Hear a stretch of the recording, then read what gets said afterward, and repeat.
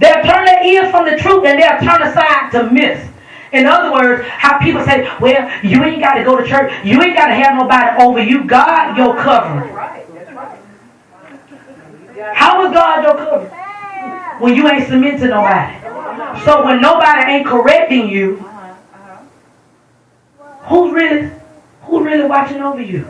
Nobody. You can't judge yourself by yourself. Come on here. I ain't gonna have my friend to cover me. Your friend can't cover you. She ain't anointed to cover you. Hey, she's struggling with her addiction. Come on here. She's struggling with masturbating. You tell me she covering me. What he gonna do for you? They can't do nothing for you but tell you what you want to hear. See, and that's why God will give us what we don't want. Because he knows. And that's why God ain't gonna give you nobody to say, baby, just leave it alone. Leave it alone now. Leave it alone. Because he know you after you leave here, you're going to go right back and do it. But now he'll get you somebody that's going to tell you about you. Leave that thing alone. You know you did wrong. Now because you sitting up here 38 high, now she pointing her finger at me.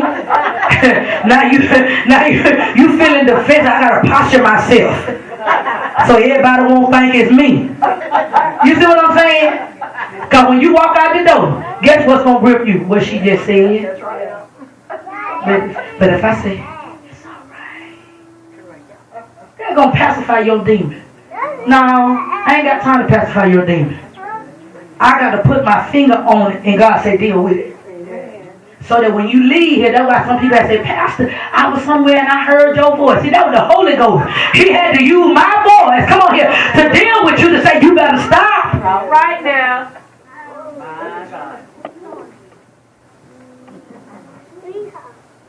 He said, because here, verse 5 say, but they keep you, but you keep your head in all situations. He said, endure hardship, do the work of an evangelist, discharge all the duties of your ministry.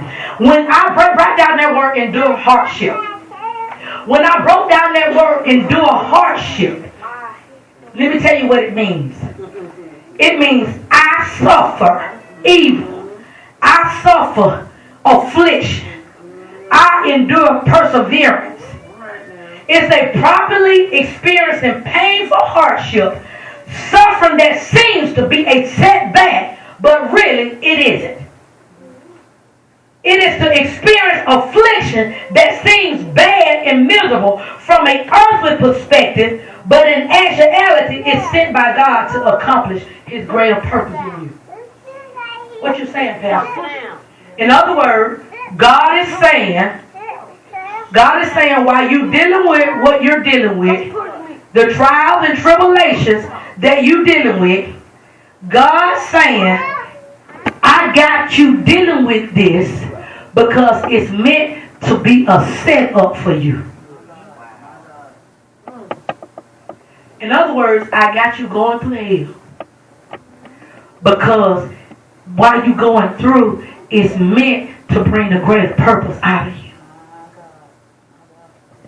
See, if you're going to be a believer, you got to know how to endure. Because when you endure affliction, hear me, his word is what brings you out. Hear me. Not crying, not screaming, not running to the pastor, but getting this word and making this word bring you out. So in other words, if the doctor told me that I'm sick and ain't nothing he can do for me, God is allowing that sickness to push me to a place where I tell the sickness, you cannot destroy me. You cannot hold me back because his 39 stripes, I am healed. Therefore, I can't be sick. I can't be sick because my God will not lie to me. You got to understand, you got to come up against what you are seeing in the natural, and you got to war with it with his word, because when you war with his word, you're going to find out that his power in his word is going to deliver you.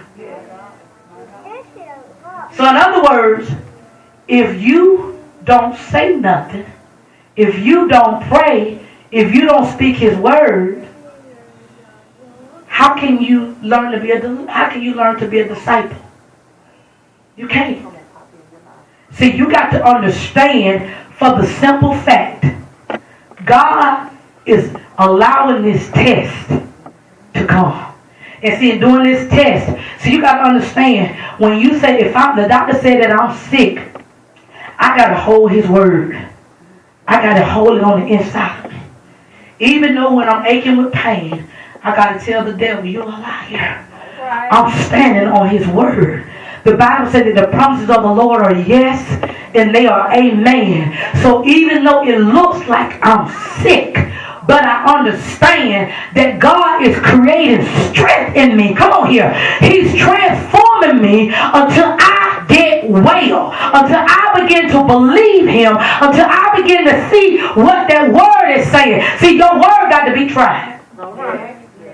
So don't be around here speaking the word if you can't stand the trial. See, and you got people who want to try to teach it and pray for people when your word ain't being tried.